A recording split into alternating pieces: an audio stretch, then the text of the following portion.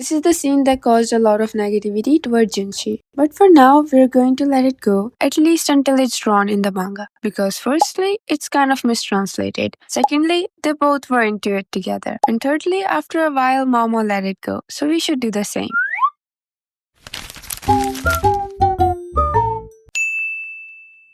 So after this whole scene, we move forward to volume 6, which has yet another misunderstanding of the series. But it's between Jinshi and Basin. And in the morning after all that, Maomao meets Jinshi again, and though some considered Maomao capable of being quite bold, but at that moment, she feels somewhat awkward. The night before, having done what she'd done to Jinshi, she'd excused herself, saying that she heard Lahan calling her. But that didn't mean she could try to hide back in her room now. Jinshi's face as he approached was unusually pale. His frown was nearly like the one Gaoshun usually had. The look lasted only for an instant before his usual calm expression returned. Basin, though, was looking at Jinshi with distress. Something was up, Maomao thought. She clearly had no idea what happened that night between Basin and Jinshi, so she was partially confused. Jinshi came towards her with loud footsteps, and Maomao wondered about what she could do. I mean, the most she could do was to treat him normally, and that's what she did. She acted as if nothing had happened, and after a while, Jinshi did the same. Because believe it or not, but if you read the novels, there's a lot going on there. I wish I could explain it all, but I feel like I'll mess it up. But in short, they acted like responsible people, and he invites her to go to a wedding that unfortunately turns into a funeral. It's also related to the lion attack on Lishu that thankfully got prevented because of Basin. And I have to be honest, Lishu and Basin have a very beautiful story. Ever since I started reading, I always wish the best for Lishu. And I mean, she literally deserves it. We know that Maomao and Jinshi were in the western capital, right? They stayed there for a little while more until Maomao solved yet another mystery for Jinshi along with her cousin Lahan. Then after that, she returned home, but Jinshi stayed there and suffered a little more. Those days were hectic for him, and our guy really just wanted to go home. While on the other hand, Maomao went to the La clan house with Lahan. There we met Lahan's brother, his parents, and their grandfather. And let me tell you, they all are as chaotically weird as Maomao. And I just loved Lahan and Maomao as a duo. But there was a part where we see Lahan mourning the loss of Shin, Maomao's mother, and then we see Maomao helping him get over it by playing Go with him. Their way of love was so different. It made a little sense to me, but at the same time it didn't. Same with the relationship between Maomao and Lahan, her real father. However, this video is about Junmao, so let's go back to them.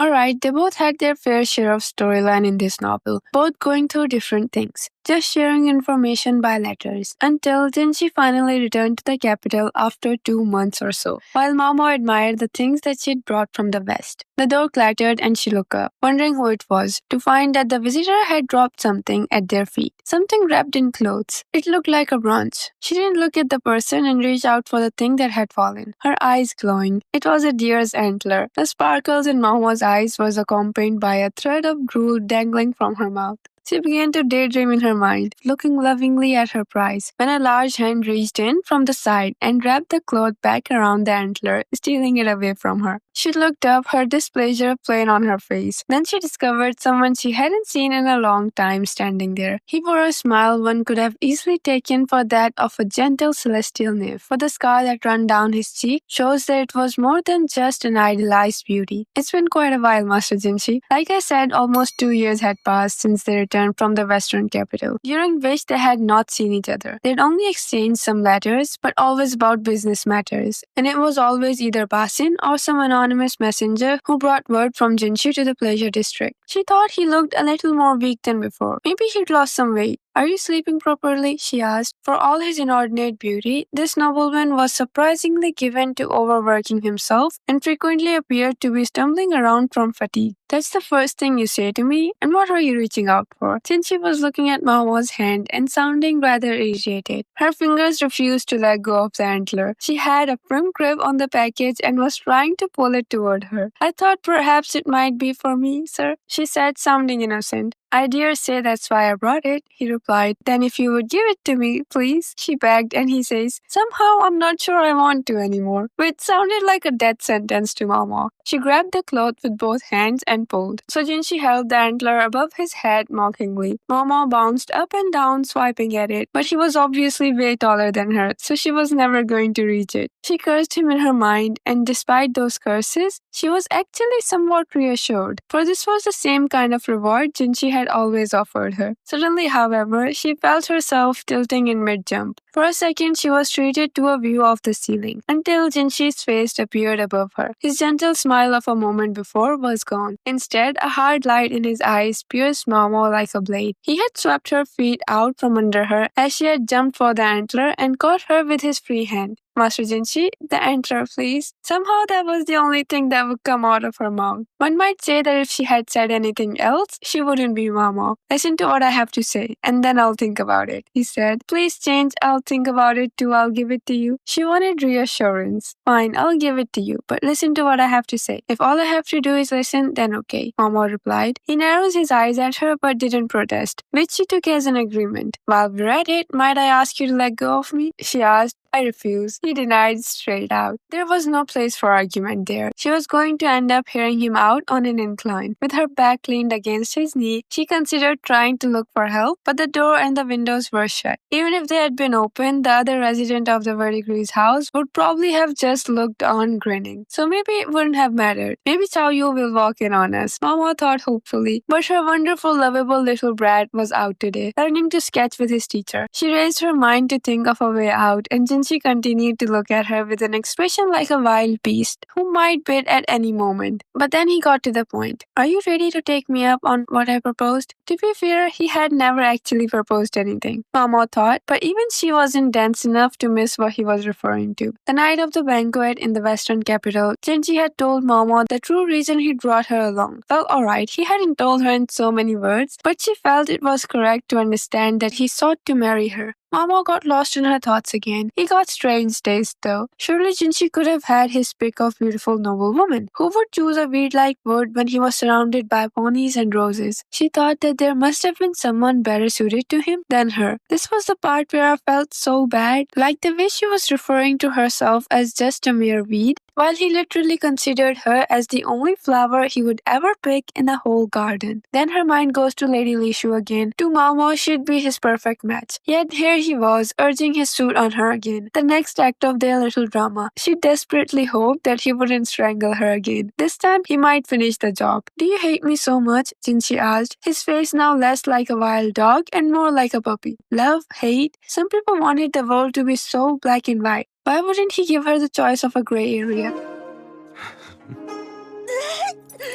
This is what I like to believe Mama wanted. She wanted balance, something normal, not something so passionate that she couldn't even comprehend to give back. And she even talks about it later in the volumes when she actually accepts his feelings. But that's for later. At this time, she says, I suppose I don't hate you as such. She might even kind of like him. Certainly, she think of him more positively than she had back when they first met. Jinshi pursed his lips, not very pleased with this reserved answer. Maybe he was hoping she would come right out and say that she loved him. But quite frankly, Mama wasn't at the point where she could bring those words to her lips. The best she could manage was that she wasn't without a certain affection for him, but instead of saying any of that, she just said, the caterpillar fungus made me very happy. To which he asked, is that all you're going to say? To which she added, the oxpeazores were most helpful. And what else? And I want that velvet antler. She reached out for the packing again, which Jinshi had put behind his back now. He planted a palm on her belly to keep her from sitting up. She kicked her legs from sheer frustration, and this time he grabbed her ankle. She was just trying to decide what he might be planning when he brushed the tip of his pinky finger along the back of her foot. And that was where Mama got lost. She choked, wiggling, trying to run away. The many experiments she had conducted through her life had made her far less sensitive to pain, and the instructions of her various older sisters had numbed her to the matters of being physical as well. But even Mama had her weak points. The back of her foot and her back as well were hopelessly vulnerable to a gentle brush of the fingers. Master Jinshi, that's not fair. She started stuttering. Fair? I don't know what you mean, he said and slid his fingers again. How did he know to do that? When did had her secret gotten out? Her mind spins. Let me go, you're dirty, she excused. You're the only one here who seems worried about it, he replied. She hated the way he pretended indifference. Seriously, how did he know? Only a few people were aware of Maomao's vulnerability. The Madame Pyron, and then she thought of the always in control lady in waiting, and her eyes went wide as realization hits her. Shirin had punished her just once by tickling her with a feather duster. But she had just been joking around and had stopped right away. Mama didn't think that she had given away what a vulnerable spot that was. Do you think Shirin had figured it all out from that brief encounter? She was truly terrifying, Mama thought. The tickling had moved down her foot now. She gritted her teeth and twisted, pressing her lips together and trying not to make so much as a noise. But she wasn't quite successful. The long fingers worked their way to the arch of her foot, then they moved to her other heel. The tickling kept moving before she could become accustomed to it in any one place, landing on her toes, the top of her foot, her ankle, and even her calf. Then she looked down at her with a smile, totally in control of things. He seemed to be savoring the sight of Mama flopping like a fish,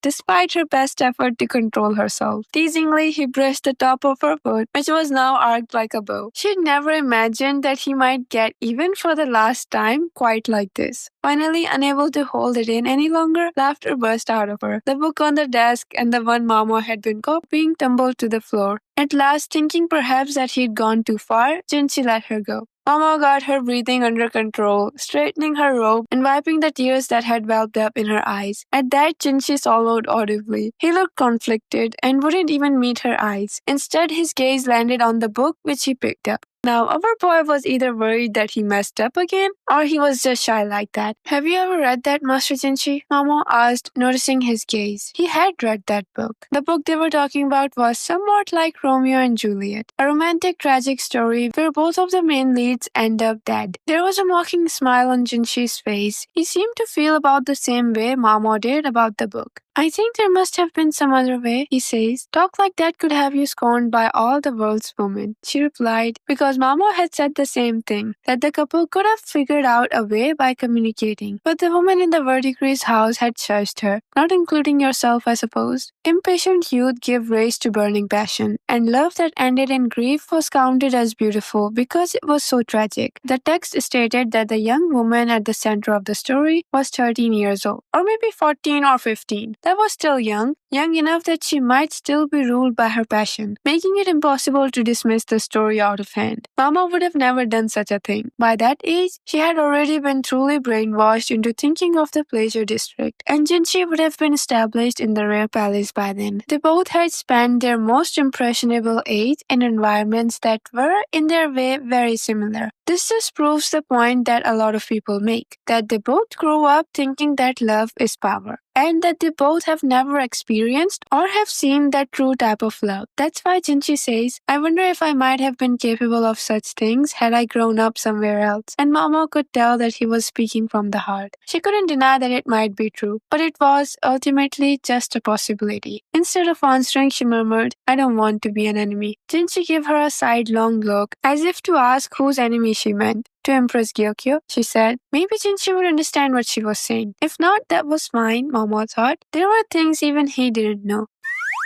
He was about to ask her something else when a horse whined outside. As always, it's not a Jinmao scene without someone interrupting them. But like always, Jinshi needed to continue his shenanigans. So in the epilogue, after almost everything was over, they went back to discussing the book. It's a downright ridiculous story, isn't it? Mama said, flipping through the romantic tragedy. I agree. Jinshi, who had come to return the book, leaned against the shelf, staring out the window at the sky. The atmosphere between them was different to describe. Though they were alone now, Jinshi had none of his recent forcefulness. Mama knew he understood that it wasn't the moment for it. Consort Lishu, or rather, former consort Lishu, was going to become a nun again on the orders of the emperor himself. However, before rendering his judgment, the emperor had summoned Maomao, asking her questions about the lifespan of a rumor and of a man best suited for Lishu. He practically sounded like a father seeking a good match for his daughter. And just for a second, she thought of the man with a scar scar on his right cheek. But she decided not to say anything out loud. Forget strangling, it might just get her head chopped off clean. I'm afraid that's not a question I can answer, sir. But perhaps you might consider that the man who broke both his legs, tore out all the fingernails on one hand, and dislocated his shoulder to save her merits a reward. The guy she was talking about was Basin. He had saved Lady Lishu from falling, and the shy consort had buried her face in his chest and cried, while he just wiped her tears away with his only okay hand. Maomao smiled with a touch of bitterness. Then she thought about their mystery and all the other things, but her head was full. For now, she wanted to just forget about everything and take a nap, but as long as Jinshi was there, she couldn't possibly do that. She wished he would hurry up and go home. For his part, Jinshi didn't seem interested in leaving anytime soon. Also, she hoped that he wouldn't tickle the back of her foot again. She was even careful to sit on her feet so Jinshi couldn't see them. He seemed to sense what she was thinking, for he smiled openly. He really knew how to piss her off. She was just giving him her fiercest go-home stare when the door opened. It was Chao Yu, who greeted Jinshi like he'd always known him. Jinshi simply nodded and raised a hand in response. Chao Yu darted into the shop. Mama was just wondering what he could be up to when he ran a finger along her back, raising goose splash all over her body. Wanna know something, mister? Freckles here can't stand it if you swap your finger along her back. It's a hoot. He gave out the information to Jinshi like it was nothing. And Mama wondered why the hell Chao Yu would bring something like that at a moment like this. She raised her hand to knuckle him in the head. Jinshi, however, said, "Is that so?" and grinned. Then he pulled out his purse and put a fat silver piece in Chao Yu's hand, far more than any kid needed for pocket change. Chao Yu didn't understand what was going on until Jinshi said, "Oh, it's just that I like you to run an errand for me. Take your time about it." And Mamo's eyes became dots. "Wow, you're the best, mister," he exclaimed. "Yes, take all the time you like." Jinshi was so ready to torture her again. Mamo called out Chao Yu, but the little brat walked out of the shop as if to say his work there was done. She jumped up to follow him, but she felt a tingling along her spine. "Master Jinshi?" She began to stutter again. "Well, I'll be. It really works." He was smiling like he had won and added, "I'm not done paying you back." To Mama, no young man had ever looked more mischievous than he did at that moment. Now, that was just a perfect way to end a novel. And I have to admit, after finishing this volume, I smiled the whole evening just by remembering it. And these scenes also kind of cleared out that they had been playing even back then. Alright, I think that was all for this video. I hope you enjoyed it. Thank you for listening to me. Take care of yourself and goodbye. If you're sticking by my side, maybe we could be okay. Okay, maybe you could be the change.